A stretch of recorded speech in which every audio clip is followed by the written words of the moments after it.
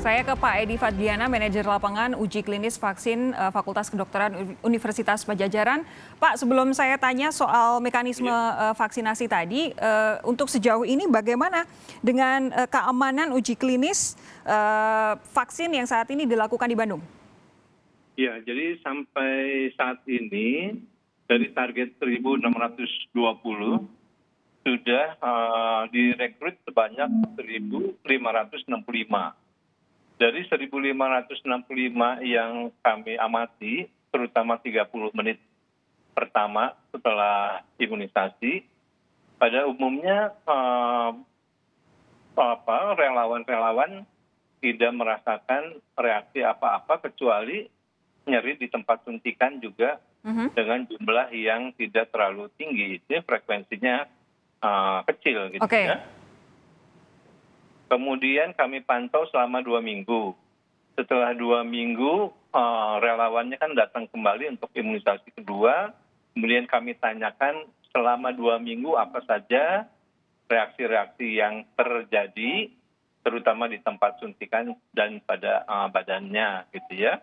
Pada umumnya, kembali lagi mereka menyatakan tidak merasakan atau dalam keadaan sehat-sehat saja, gitu ya.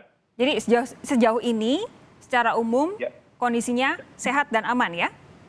Iya, demikian. Tapi pastinya kan kami belum selesai penelitiannya. Ya, itu kami memahami. Soal tadi mekanisme penyuntikan vaksin. Dari tadi obrolan saya dengan Bu Brian menyatakan Pak Edi bisa lebih paham bagaimana prosesnya nanti. Bisa dijelaskan kira-kira roadmap menuju vaksinasi untuk 6 kelompok yang jadi prioritas akan seperti apa Pak Edi? Nah, kalau teknis memang di lapangan itu kan Kementerian Kesehatan yang mengaturnya. Kami membatasi dalam clinical trial saja. Dari kegiatan clinical trial ini memang yang digunakan adalah single dose. 1 vaksin untuk 1 dosis orang. Tetapi nanti ke depannya yang digunakan sebagai program, saya kira Bio Farma akan membuat dalam bentuk multidose. Misalnya 1 vial bisa digunakan untuk 10 orang gitu ya, sehingga cost-nya bisa jauh lebih murah. Demikian. Efektivitasnya? Sama, kalau efektivitasnya sama kan, sudah diuji itu.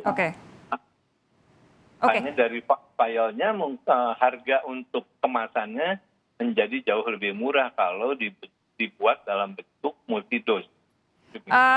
Saya tahu bahwa Pak Edi bukan orang yang tepat untuk menjawab pertanyaan ini karena seharusnya dari Kementerian Kesehatan. Tapi saya ingin prediksi Pak Edi saja.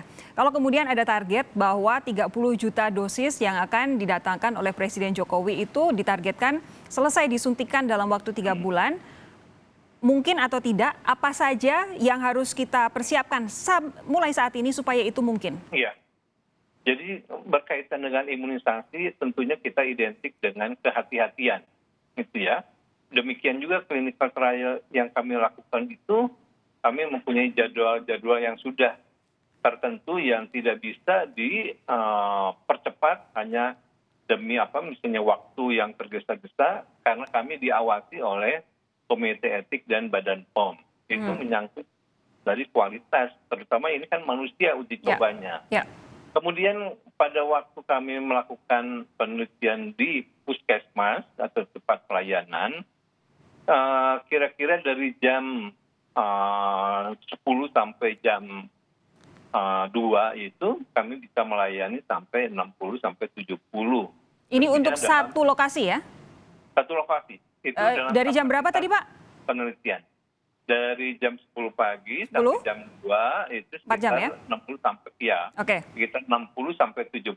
Tentunya ini akan berbeda dengan keadaan penelitian vaksinasi massal. Tetapi yang tetap harus dijaga pada waktu nanti vaksinasi massal bahwa selama 30 menit pasca imunisasi orang yang sudah diimunisasi itu tidak boleh pulang dulu. Jadi harus menunggu di tempat pelayanan. Itu mungkin yang akan menjadi PR yang menyulitkan mungkin ya di tempat. Karena harus dicek reaksi langsungnya selama 30 menit sehingga tidak boleh jauh-jauh dari lokasi dia disuntik ya? Terutama Oke. kalau terjadi reaksi yang berat, misalnya shock anafilaktik, itu pada umumnya terjadi pada 30 menit pertama. Sehingga Baik. setelah prosedur selama 30 menit tidak boleh pulang dahulu. Oke, Pak Edi, perbincangan kita sangat singkat, tapi ini jadi bekal yang sangat penting untuk dipertimbangkan oleh pemerintah ketika sudah menargetkan 30 juta dosis untuk divaksin kepada 6 kelompok penerima prioritas vaksin untuk tahap pertama. Pak Edi, terima kasih sudah bergabung. Tadi juga ada Ibu Brian dari KSP sudah bergabung. Terima kasih, Bu. Selamat malam.